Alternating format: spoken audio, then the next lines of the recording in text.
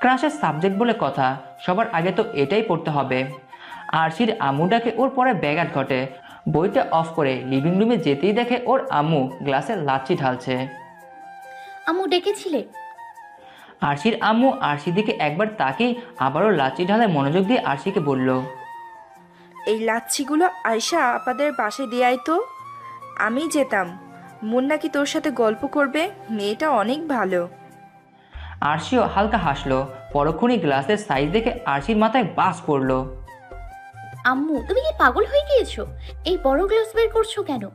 এতগুলো সাধারণ গ্লাসের তুলনায় দ্বিগুণ লম্বা ডেকোরেটিং গ্লাস এগুলো। বলদি থাকবি তুই। ওরা 4 জন মানুষ বলে কি গুনে গুনে 4 গ্লাস দেওয়া যায়? আবার 8 গ্লাস দিলেও কেমন যেন লাগে না? কি না কি ভাবে। এজন্যই তো এই গ্লাসে দিয়েছি। একজনে সাধারণ গ্লাসের মাপে 2 গ্লাস করে খেতে পারবে। আরশি ওর আম্মুর কাণ্ড দেখে মাথায় হাত দিল। আরশির আম্মু ট্রেটা আরশির সামনে এনে বলল, ধর আর যা। দাও। আরশি ট্রেটা নিয়ে মুনদের রুমের সামনে এসে দাঁড়ালো। কলিং বেল বাজাবে কিভাবে তা নিয়ে পড়লো সমস্যায়। আশেপাশে কেউ আছে কিনা সাহায্য করার মতো দেখলো, কিন্তু কাউকেই পেল না। আবারও রুমে ফিরে যেতে নেবে, তখনই দেখলো রুম্পা এসেছে। এই রুম্পু বেবি, একটু মোনাপুদের রুমে কলিং বেলটা বাজিয়ে দে না। রুম্পা হেসে কলিং বেল বাজালো। ওর ভালোই লাগে আরশি মুখে অদ্ভুত ল্যাঙ্গুয়েজ শুনতে। কলিং বেল বাজিয়ে রুম্পা আরশিদের রুমে চলে গেল। আর আরশি অপেক্ষা করতে লাগলো ডোর খোলার।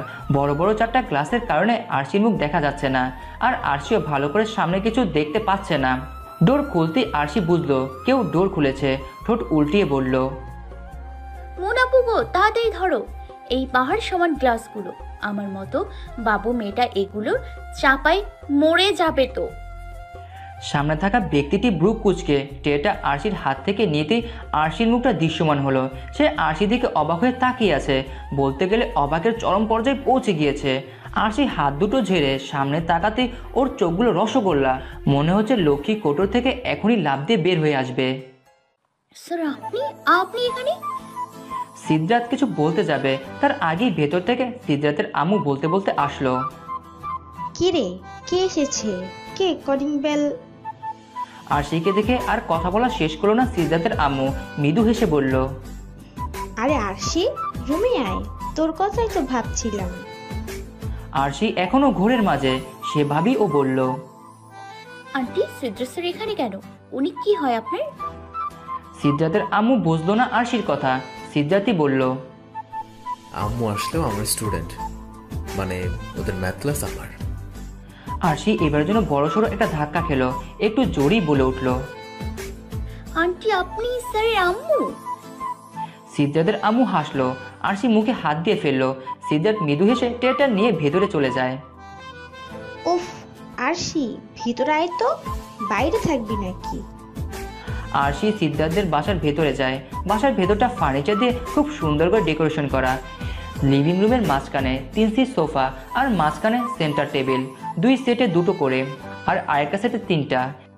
এক কোণায় একটা মাঝারি সাইজের ওয়াল ক্যাবিনেট, পুরোটা বিভিন্ন লাক্সারি শোপিস দিয়ে ভরা। দেয়ালে বিভিন্ন ধরনের পেন্টিং। আরেক পাশে একটা টিভি ক্যাবিনেটে 42 ইঞ্চির একটা স্মার্ট টিভি। সব কিছু সাজানো গোছানো। মনের ডাকে আরশি তাকায়। কি গো, কি খবর তোমার? আজ তো তোমায় দেখলামই না। আরশি সিদ্ধার্থের দিকে আর চোখে তাকালো।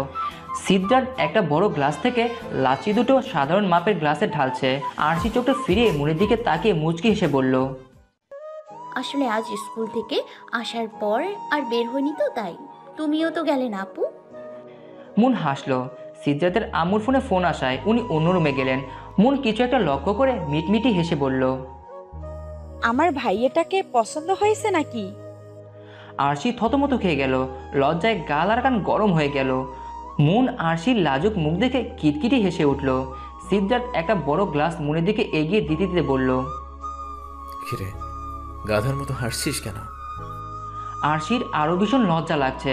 এমন একটা পরিস্থিতিতে পড়বে ও ভাবেনি। সিদ্ধার্থ আবারও ডাইনিং টেবিলের সামনে গিয়ে 2টো গ্লাসে ঢালা লাচ্ছিগুলো 2 হাতে এনে একটা আরশির দিকে এগিয়ে দিল। তুমিও খাও আমাদের সাথে? আরশি চমকে গিয়ে বলল, না না, এটা তো আপনার জন্য, আপনিই খান, আমাদের রুমে আরও আছে। সিদ্ধার্থ মুচকি হাসল। আমরা মেহমানকে না খাইয়ে রাখি না, খাও তো। আর আমি 2 গ্লাসের সমান খেতে পারবো না, এজন্যই অর্ধেক তোমাকে দিলাম। আরশি লাজুক হাসি দিয়ে গ্লাসটা নিল। সিদ্ধার্থ আরশিদের বিপরীত পাশের সোফাটায় বসলো। মুন অর্ধেকটা খেয়ে বলল, আরশি, আন্টির রান্না অনেক টেস্টি। গতকাল লাঞ্চ আর ব্রেকফাস্ট করলাম, আর আজ লাচ্ছি। উফ, খুব ইয়াম্মি। আমার ভাইয়ের লাক খুলে গেল, সেই রকম জামাই আদো। মুনের এটুকু কথা শুনি আরশির কাশি উঠে গেল, আর মুন জিভে কামড় দিল। সিদ্ধার্থ দৌড়ে গিয়ে পানি এনে আরশির মুখের সামনে ধরলো।